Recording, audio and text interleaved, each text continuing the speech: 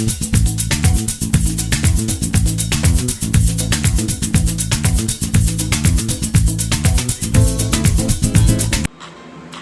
my lovelies. It's me, author Alexandra Infante, coming to you with a new review. So, we didn't do our review yesterday. I had some other stuff to do, so unfortunately I wasn't able to come on. I know that I said that we would be doing one yesterday, but we're going to push it back. It sort of wasn't my cuppa, so Erica's going to review it. So we pushed it back till to be announced. And so since tonight is horror night, we're actually going to do a short horror review. So now, basically, let me get started by saying that we would like to thank author Bin Sound for his awesome music that you'll hear sometimes during like the intro when we're coming in. It's actually him. And so if you would like to use his music, then all you have to do is go to his website. It's called binsound.com, and he offers free royalty-free music as well as royalty-free music. There's a difference between the two.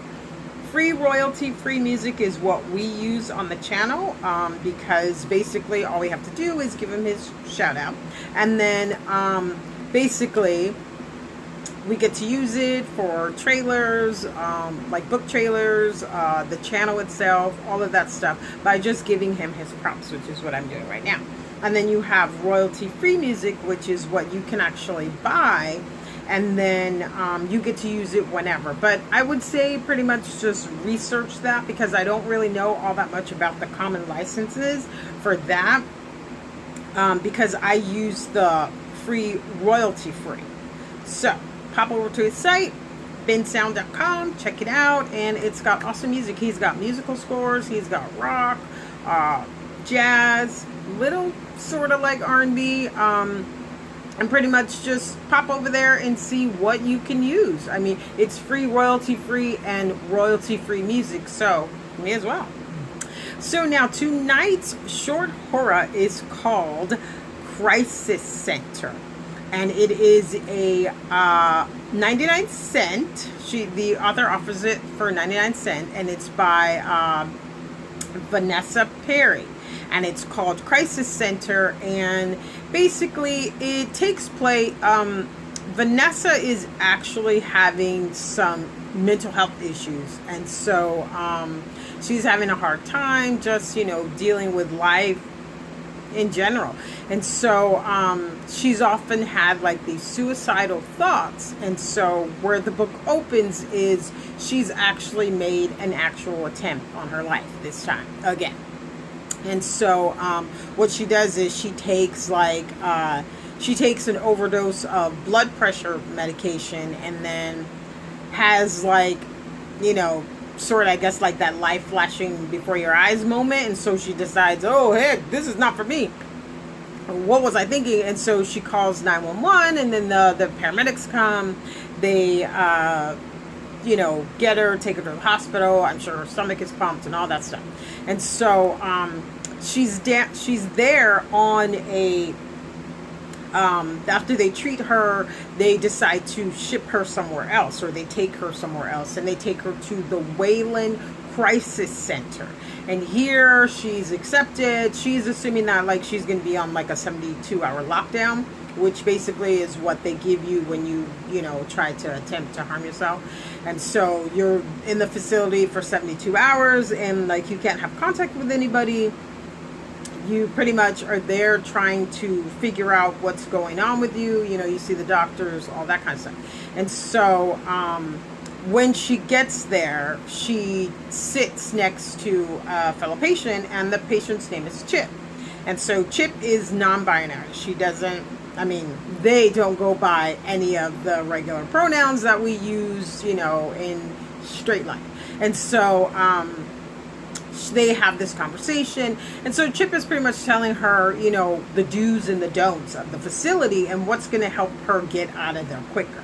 And so she's given her bed, she's given all that stuff, and then she has to go and see the doctor. And so when she goes and see the doctor, she talks about the fact that she's had these issues pretty much all her life, and she's trying to deal with them. And so he diagnoses her as being bipolar and having chronic depression. And so she agrees to stay in the facility. Like, in the spectrum of the book, I'm thinking like it's a week that she decides to stay there to see, what can actually be done this time and actually get her on medication, because he prescribes her medication as well. And so she's there for about a week, and she's going through the routines, and her and Chip, have conversations. They're becoming friends, and Chip is always telling her, don't do this, don't do that. And then there's this guy, his name is Eli. He's actually in the facility, and you see him like taking notes all the time. And so finally she's like, what is he doing? And then she's like, and then they're like, well, basically he takes notes to see what pretty much the patients are doing. And so like Chip tells her, if you're served food, eat it all. It doesn't matter, because then he'll write that down. It's like, she ate her food. When it comes to medication, you can refuse to take medication, but if you want to get out of here faster, then it's smarter to take the medication.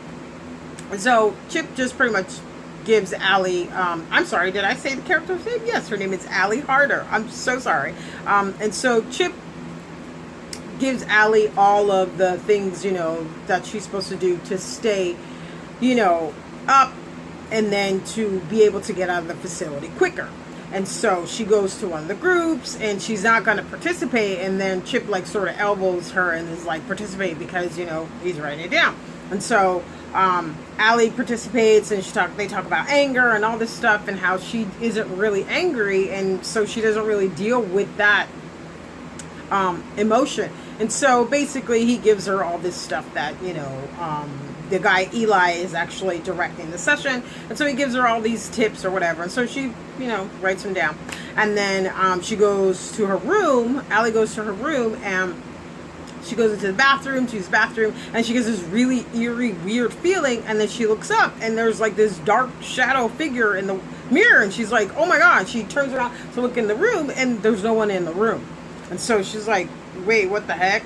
And so she goes back into the room, and she goes to lay down on her bed, and then Chip comes in, and Chip is like, don't take a nap, because if you're found sleeping, they're going to write that down, and then that looks like, you're even more depressed, and so they may actually add time onto your time here.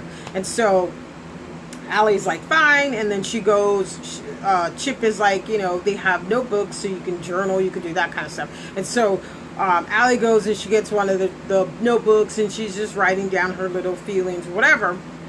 And then lunch passes or whatever, and then she goes, finally it's bedtime. And so she goes to go to sleep, and she's like in a deep sleep, and then all of a sudden she hears someone whispering her name, and she's like, she jerks up, turns over, looks over, and Chip is like fast asleep, because Chip is her roommate now. And Chip is fast asleep, and so she's like, what the heck? And so she closes her eyes to go back to sleep, and then she hears it again. Someone actually whispering her name. So she wakes up again, and then she sees a girl, like this mutilated girl, standing there in the corner, and so she screams, and she's like, oh my god. And then the night crew comes running in, and there's like, what's wrong, blah, blah, blah. And then she goes to explain to them. And then she looks at Chip, and she's like, you saw it, right? And Chip is like, no. And so, so basically they think she's having issues, like she's having hallucinations. So they take her out. She goes to see the doctor. The doctor's like, I don't think you're doing as good as you said you were doing.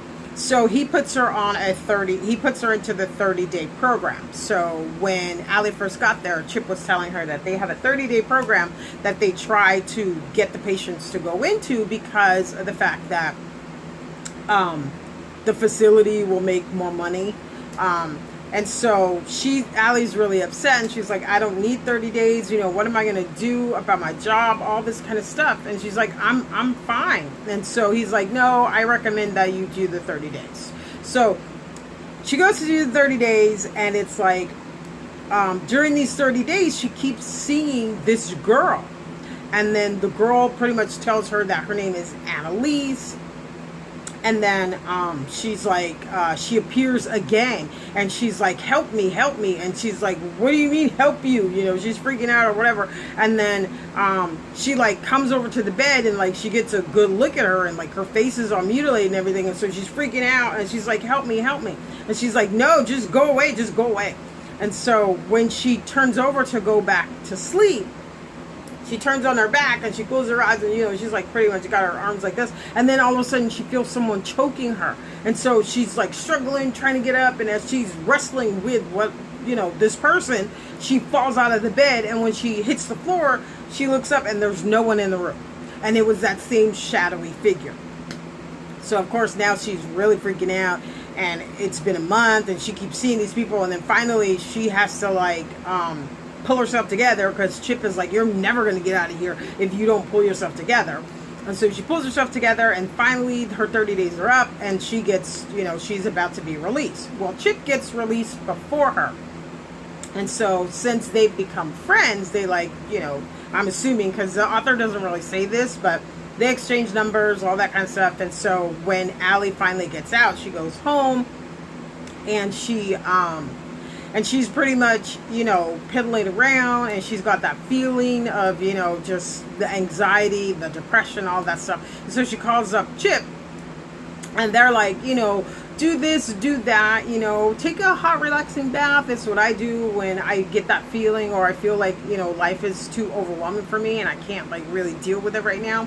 And so, and then they make this, you know, this date to go and have dinner like the next day. And so the next day, Allie goes to the restaurant. It's like this Mexican restaurant. She goes there and she waits for like forever, and Chip never shows up.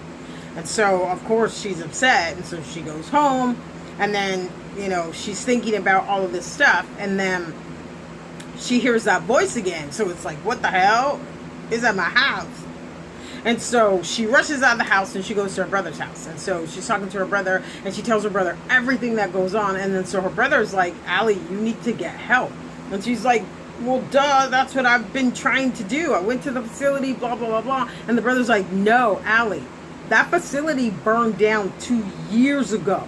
There is no Wayland Crisis Center. And she's like, what? And he's like, yeah, one of the night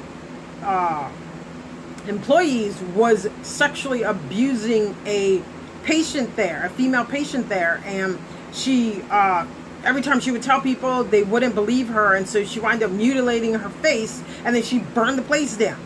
And so of course Allie's like freaked out now, and she's like, what are you talking about? And she like gets really upset, and she just rushes from her brother's house, and she goes home. And so she's trying to like deal with all of these issues, and then the fact that, you know, the brother's saying that the place burned down, all this kind of stuff. And so she thinks about what Chip said, and so she's like, okay, I'm just gonna take a hot bath and relax. And so she's in the bathtub, and she's chilling or whatever, and she's trying to relax, and then she hears that voice again, and she looks up, and the Annalise girl is there, and that's where I'm gonna stop. It's a short story, and I can't tell you guys anymore without ruining the rest of the story. So once again, this book was called The Crisis Center, and it's by author Vanessa Perry, and it's a short read. It's on Amazon right now, and so I would tell you guys to go out and get it, because it's a good little short story. Now, if I had to star this story, I would star it a 3.5 stars. And the reason why it gets a 3.5 stars and not a 4 is because I kind of feel like, what happened to Chip? Because the author says that Chip got released first, right? And then she talks to Chip on the phone, and then the character is non-binary, but she describes, Allie describes them as having like a pixie haircut, really bright blue, grayish blue eyes, and so she's non-binary, or they're non-binary, I should say. And so the only issue I had is like, you don't know what happened to Chip. Like, why didn't she show up? It's like you're pretty much left in the air, and there's like no conclusion to that. Now, I don't know if the author is going to write a second version of that because of the way that it ends. So I'm not sure if there's a sequel or anything like that. I didn't see it. This isn't one of the authors who subscribed to the channel to have their book done on. This was one that I had already read, and since I didn't have an author for Horror Day, I decided to do her instead. So now the book was really good. It was, I mean, it's a short story, not really a book. It's probably, in total, it was 28 pages. So it's not a book. It's like a little novella. And it was 99 cents on Amazon. And so I would tell you guys to go and pick it up because it had me like, ooh. And you know, you guys know I don't do horror. I do the light stuff like this. So if you are an author out there who wants to subscribe to the channel and you want to know what my horror tolerance is, pick up this book as well. It's called The Crisis Center, and it's by author Vanessa Perry, and it'll give you an idea of what, you know, what type of horror I'm okay doing. Because that had me like a little, ooh. You know, it wasn't like really scary, but, you know, it's in the horror genre, so it was cool. Like I said, I don't have an issue with gore, with ghosts.